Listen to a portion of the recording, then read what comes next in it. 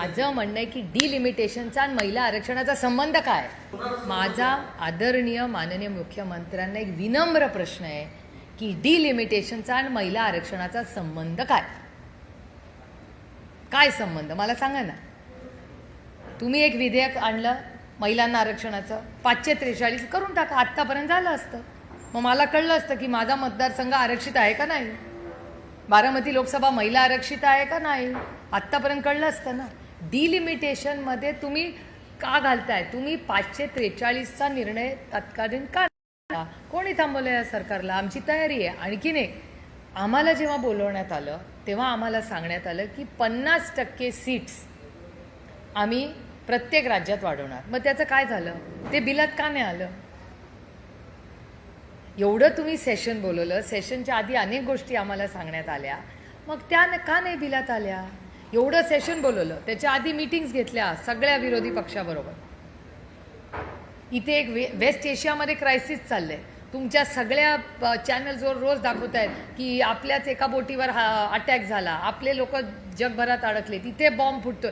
अरे चाललंय का. एकीकडे 4 इलेक्शन चालली आहेत, एकीकडे तेलाचा भाव कुठपर्यंत पोचलाय, गगनाला टेकतो, आणि तुम्ही महिला आरक्षण आणून त्याच्यात प्लॅनिंग पण नाही, न डिलिमिटेशन न कास्ट सेन्सिस, ह्याच्यावर कुठली चर्चा नाही.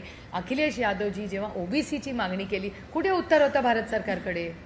उत्तरच नव्हतं. प्रियांका गांधी बोलल्या, अखिलेश यादव बोलले, डिम्पल यादव बोलले, अमोल दादा बोलले, आपले भास्कर सर बोलले, बगरे सर. कुठे होती यांची सगळ्यांची उत्तरं. अजिबात मला वाटत नाही. कारण का आमचा महिला आरक्षणाला विरोधच नाही आहे. ते बिल पास झालेलं आहे. तुम्ही काय प्रश्न विचारताय माहिती आहे का, की मी 12वीला आहे आणि तुम्ही मला सांगताय ताई तुमचं 10वी तुम्ही 10वीच्या परीक्षेला बसले नाही. अहो मी 12वीला कशी पोचले असते जर 10वीची परीक्षा दिली नसती तर. महिला आरक्षणाचं बिल पास झालेलं आहे. महिला आरक्षणाचं बिल 2023 मध्ये पास एक मतांनी झालेलं आहे. म्हणजे मी 10वी पास झाल्याशिवाय मी 12वीत कशी जाईन, असं मी अजिबात म्हणत नाही.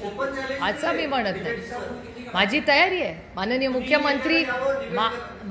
मुख्यमंत्री म्हणतील ती जागा, माननीय मुख्यमंत्री म्हणतील ती वेळ, कारण का ते माझ्यापेक्षा जास्त व्यस्त आहेत, त्याच्यामुळे ते म्हणतील ती वेळ विनम्रपणे, आमच्यापैकी कोणीही विरोधक म्हणून नाही, पण देशाला वास्तव कळलं पाहिजे. कारण का महिला आरक्षणाला विरोधच नाही आहे ना. बिल पास झाल्या. अहो बाळ तुमचं 10वी पास झालेलं आहे ऑलरेडी, ते 12वीत गेले आणि 12वीत तुम्ही विचारताय 10वीचं सर्टिफिकेटच नाही. अरे मग मी 12वीत 11वी 12वी केली कशी जर 10वीत पास.